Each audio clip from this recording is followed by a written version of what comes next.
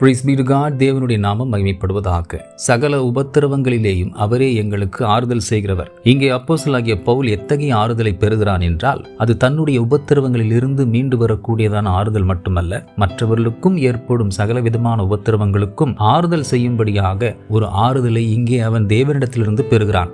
மனிதர்களிடமிருந்து பெறும் ஆறுதலை மனம் விரும்புவது போல் இருந்தாலும் அது நாம் இருக்கும் இடத்திலேயே முடக்கி உட்கார வைத்துவிடும். ஆனால் தேவனுடைய ஆறுதலானது நம்மை பலப்படுத்தி நம்முடைய உபத்திரவங்களிலிருந்து மாத்திரம் வெளிவர அல்ல, பிறருடைய உபத்திரவங்களிலும் அவர்களுக்கு தைரியம் சொல்லும்படியாகும், அந்த சூழ்நிலையிலிருந்து வெளிவர ஏற்ற சத்துவத்தை அவர்களுக்கு தரும்படியாகும் நம்மை பலப்படுத்துகிறது. மட்டுமல்ல, இந்த ஆறுதல் ஒருவரின் வாழ்க்கையில் பெருக்கத்தையும் தர வழிவகுக்கிறது. ஆம், அப்போஸ்தலரின் காலகட்டங்களில் சபைகள் பரிசுத்த ஆவியின் ஆறுதலோடு நடந்து பெருகின என வாசிக்கிறோம்.